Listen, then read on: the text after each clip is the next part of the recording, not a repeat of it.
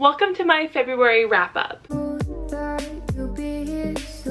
So once again, I have to split up my wrap-up and my TBR because I read over 10 books this month. I didn't quite get to the amount of books I read last month because last month in January I read 15 books, and then this month in February I read 11 books. Still, I'm pretty proud of myself for how many books I was able to get to, so nothing to be disappointed about here, but I am so excited to share all the books I read in February because I read some pretty great books, but then I also read some like not so great books. So the first book I read really started off the month with a bang, and that was Gods of Jade and Shadow by Silvia Moreno Garcia. I've read 2 of her other books previously and I absolutely loved them. That was Mexican Gothic and The Beautiful Ones, and like I said, I absolutely love those books.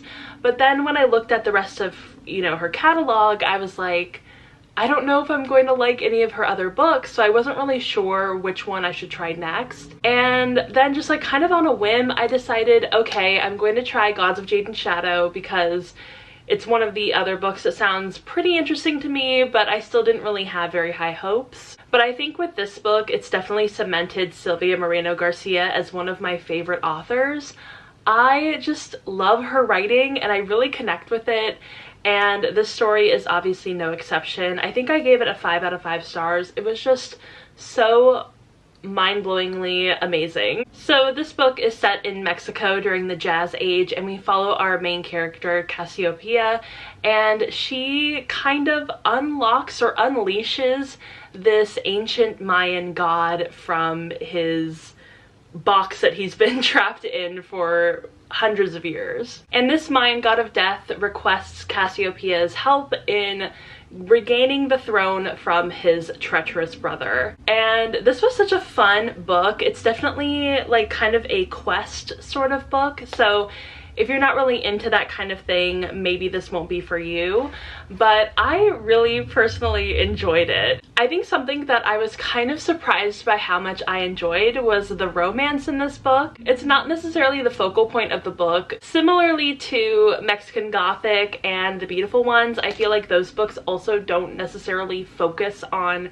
the romance. I think maybe The Beautiful Ones a little bit more than the other two, but I think what I love about Silvia Moreno Garcia's books is that the romance is always just like top tier, but it's never in your face. And I also feel like she does a really great job at developing these feelings between these characters, making it really subtle. It develops at such an amazing pace throughout the plot that once you finally kind of realize these emotions between these characters, you're already in so deep. So yeah, I really enjoyed this book and I highly recommend it. It's definitely one of her books that I could see myself revisiting in the future. The next book I read was one of the nonfiction books that I read this month, and that was They Said This Would Be Fun: Race, Campus Life, and Growing Up by Eternity Martis. I really enjoyed this nonfiction book. I found it on Hoopla and I was really intrigued by the cover, so I was like, okay, let's try out this book, and I ended up really enjoying it. And I really liked what I said on Goodreads about this book.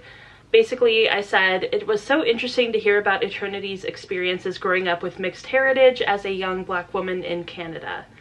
I really like finding books that come from perspectives outside of the US that talk about race, especially since it helps define racism on a more global level. Another book that talks about racism outside of the US that I really enjoy and that I highly recommend is Why I'm No Longer Talking to White People About Race. I read that I think about 2 years ago, back in 2020, and I absolutely loved it, so highly recommend. And then I go on to say, Eternity did a really great job tying everything together, even though she tended to jump around between different moments in her life. It was like watching this very specific person grow up while also putting her life into a greater context. So I ended up giving that book a 5 out of 5 stars. I highly recommend it. The next book I read was kind of a bummer. It was one of the biggest disappointments of the month, and that was All the Feels by Olivia Dade. I ended up DNFing this book, I think at around like 60% of the way through, and I just really could not push myself through this book. It started off really strong, and I think that's pretty clear from when I first started reading it. I was really excited. I was really enjoying the dynamic between these characters. But as I inched towards the 50% mark, I was straining to read this book. It was so boring. And in comparison to her other book, spoiler alert, which is, you know, part of the same series, it just didn't live up to the same expectation. And I felt like this book should have been like heavily edited, because there was just too many filler scenes. There were too many like kind of like side quests, like too many subplots, and it really detracted from the main plot of the story and the main romance in the story. Because I love this dynamic between this, like, you know, kind of outgoing, weird actor type, and then the more straight-laced, kind of uptight woman who's meant to kind of wrangle him together. I really like that dynamic, but it just really... it felt so drawn out in this book that I ended up getting really bored and wanting it to be over, and I wanted it to get to the point, but it just never felt like we were getting to the point. I try to keep myself away from romance books that are like over 350 pages, and I thought this one was going to be an exception, but it just wasn't. It was too boring, and I do not think that romance books should be anywhere near 400 pages. The next book that I read is probably one of my favorites, possibly of the year, and that was Iron Widow by Ziran J. Zhao, and I gave this a 5 out of 5 stars. It was amazing. I think it was really great that I ended up reading this after the DNFing of All the Feels, because I didn't end up putting myself in a slump. This book picked me right up and took me on this incredible journey, and I absolutely loved it. This was one of the most interesting and inventive YA dystopian sci-fi books that I have read in years. I haven't really been into the dystopian genre since I was in high school, which was about 10 years ago, and since then I have picked up a couple of other dystopian books, but none of them have impressed me the way that this book has. And I think it did kind of a disservice to the book by promoting it as a sci-fi, because I feel like it could possibly turn off a lot of readers who are intimidated by sci-fi or not really well versed in sci-fi like I am. I've said this millions of times, I don't want to repeat myself, I'm not a big science person, so I tend to stay away from the sci-fi genre, and that could have easily happened with this book. So I feel like by promoting it as a sci-fi, it's doing it a huge disservice. It should be promoted as a YA dystopian, or at least like a sci-fi dystopian. Like, it's not necessarily a real world dystopian the way that, say, The Hunger Games is, but I still feel like it has all of the markers of a great dystopian novel. Also, something that I absolutely loved about this book is that there is this really well done and well written and well executed love triangle. I love love triangles. It's one of my favorite things. It's my favorite trope, and whenever it shows up in a book and is really well done, it just elevates the book for me. And I know that's not everybody's cup of tea. Some people really just don't like love triangles, but oh my gosh, it worked so well in this book. And if you enjoyed Legend Born, you might really enjoy this love triangle as well. It definitely has some like polyamorous things going on there. So that really excited me. That made me like absolutely love this book even more than I possibly could have. And it's kind of a bummer that nobody seems to talk about that. Maybe it's kind of a spoiler, but like, I don't think that it's a spoiler. I feel like if, you know, I want to know when a book's love triangle has like polyamorous vibes, because yes, we need more of that, and I'm so excited about it. So yeah, I highly recommend this book. I don't want to give too much of it away. I want to, you know, kind of give you a little taste of it, but then, you know, just to get you interested. So if you haven't read this book, if you've heard all of the hype about this book and are unsure, check it out. Go listen to the audiobook. It's a really great audiobook. Or if you want to read it physically, it's also great physically. Just check it out. It's really good. Well worth the hype. The next book I read was I had some mixed feelings about it, and that is Black Buck by Mateo Escarapor. And I gave this a 3 out of 5 stars. It was definitely a middle of the road book for me.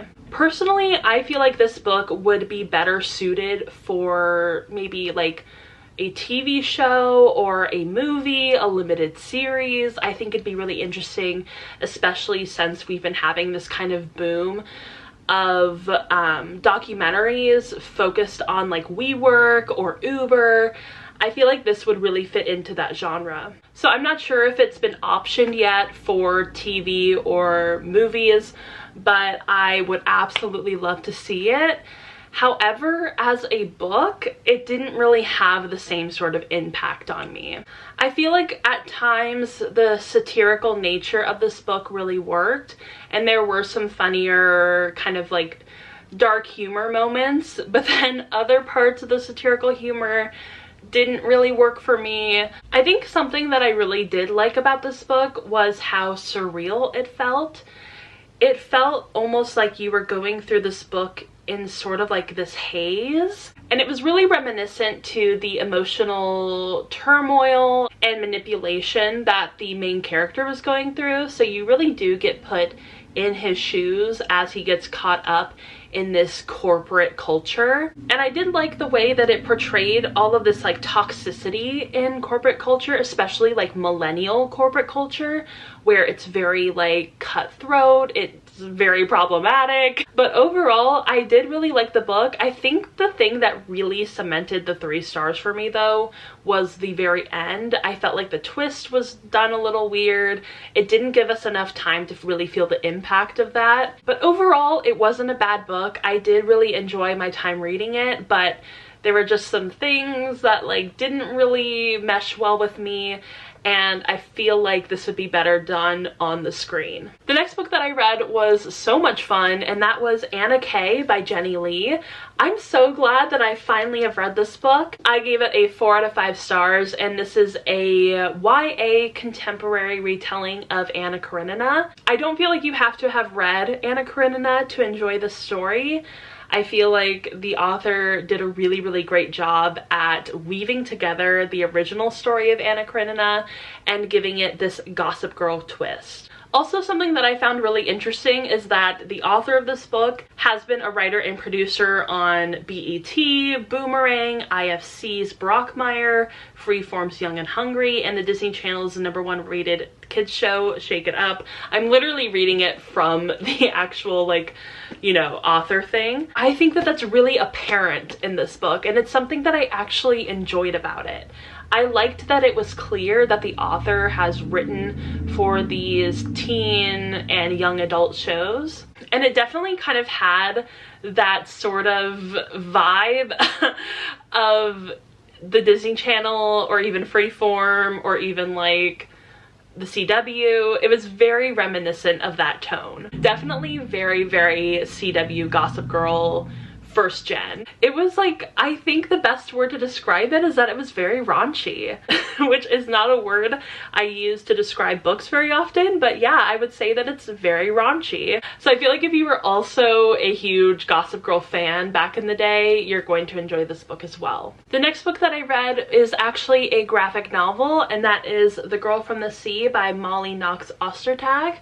And I gave this book a 4 out of 5 stars. So I have said this many times before, but I am not a graphic novel reader. Typically, when I try to read a graphic novel, I get very bored by the first couple of pages. I just can't do the very simplistic writing mixed with the very overwhelming pictures. I just think that there's something about the writing style for most graphic novels. It's just a bit too simplistic. I feel like I can't fully connect with the story because there's so few words. So I was really hesitant to go into this book, and I wasn't really sure if I would like it.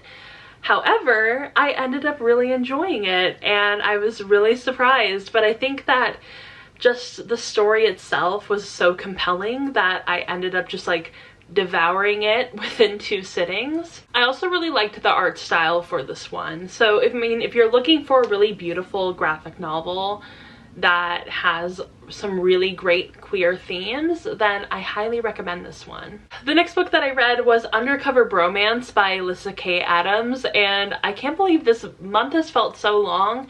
I'm shocked that I read this book this month, but this is the second book in the series, and I have been really enjoying this series. I ended up giving this book a 4 out of 5 stars. It was kind of teetering on the edge of possibly 3 out of 5 stars, but I did really enjoy it, so I felt like it kind of deserved the 4 out of 5 stars for me. And some of the issues that I had with it weren't so great as to make it a 3 out of 5 stars. So this book follows one of the characters from the first book, and his name is Braden Mack, and he owns this really great bar and restaurant, I think. But he is located next to this very popular restaurant, and the owner of that restaurant is this world-renowned chef. And I'm not sure if it's necessarily an open secret within this book, but the owner of that restaurant has been like sexually harassing a lot of his female workers, and that is a pretty big plot within this story. I feel like I would only be able to explain the rest of this book if you have already read the first book, which I feel like is kind of the nature of these kind of romance series, but I did really enjoy it. I do highly recommend this series. I think that the first book is probably the best book in the series so far, but I have really enjoyed the other books. The next book is also part of a romance series, and that is The Lady Thampson Air by Harper St. George. And this book actually came out recently, and I read it within the day that it came out. I was just so excited. It's the third book in this series. It's a historical romance series set in England, and I absolutely love these books so much. I had been highly anticipating this third book, and this one follows the brother of this family that we've been following throughout this series, and I just loved it so much. It definitely wasn't my favorite of the series. I gave it a 4 out of 5 stars, but I really appreciated it. And this series basically follows the Crenshaw family. They're an American family, and they have recently traveled to England to kind of start to look around for spouses for their children. The first 2 books in this series followed the sisters of the family, and this third one follows the brother. I think a good content warning for this book is that it has a lot to do with the topic of infertility. That was definitely a topic that was pretty sensitive to me, and I think it was handled really well within this book. I really enjoyed getting to follow this female main character who was suffering from infertility, and I really liked getting to see this more serious topic handled within a historical romance. The second to last book that I read in the month of February was The Chiffon Trenches by Andre Leon Talley, and I gave this book a 5 out of 5 stars. I absolutely loved it. This was the second nonfiction that I read this month, and I'm so glad that I was able to. Unfortunately, Andre Leon Talley passed away earlier this month, and I immediately went to go borrow his book from my library.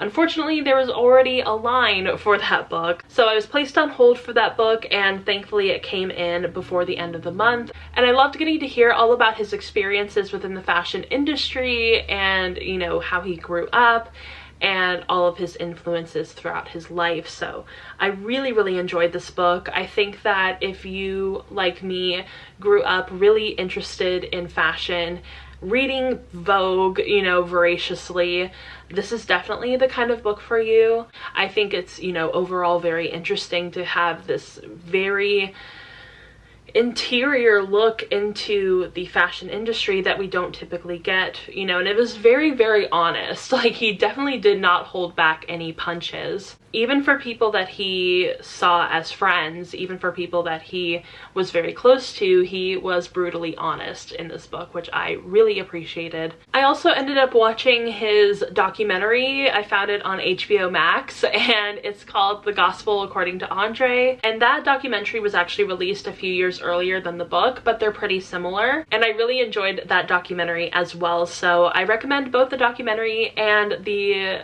memoir. Both really, really great experiences, especially as somebody who has always loved fashion. And the very last book that I read for this month, I actually finished today, this morning, and that is Crazy Stupid Bromance by Lyssa Kay Adams. This is the third book in the series, and I gave it a 3 out of 5 stars. So definitely my least favorite of the series so far. Unfortunately, I think they're just kind of like progressively getting worse. I don't want to say that this was a bad book because I definitely had a lot of fun reading it.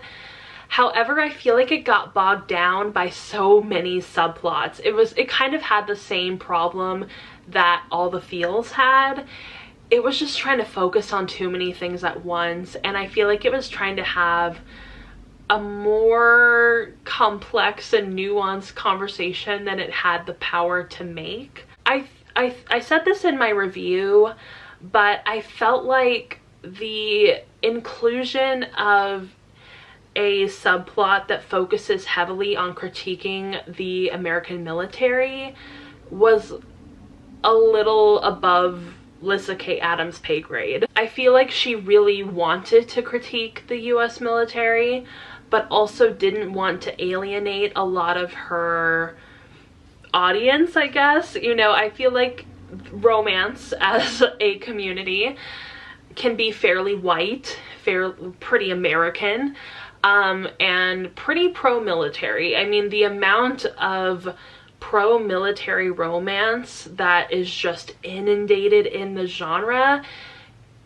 is mind-boggling. Like, looking through the romance genre of like Hoopla or Libby or anywhere really, the amount of military romance that I see is just, it's so much, it's overwhelming. So I think that she kind of wanted to push the envelope but didn't fully want to go all the way in her critique. So it just kind of came off as a little wishy-washy. I think that she was attempting to add some nuance to the conversation, but like I said, it just didn't come off very well. So I didn't really love that aspect of the book, unfortunately. I feel like it could have been done a little bit better. Also, I felt like there were some plot lines that were a little reminiscent of the second book. There was a specific character, like a side character, that felt like he was basically a copy and paste from one of the characters from the second book. So yeah, it was a little unfortunate. I did really enjoy the romance, the friends to lovers romance between the two main characters, but other than that, I felt like it just kind of got a little lost within all of the subplots. So yeah, those were all of the books that I read in February. 11 books. Kind of ran the gamut of ratings and opinions and thoughts. I think overall I had a really great reading month. I read some amazing books, and I can't wait to see what March has in store for me. So I am going to end this video and film my March TBR. I'm so excited. And I hope you all enjoyed this wrap up. And if you did, go ahead and give it a thumbs up and subscribe to my channel. Also, go ahead and follow me on Instagram, Twitter, Goodreads, TikTok, Storygraph. All the links are going to be down below. And I will see you all in my next video. Bye! Ooh.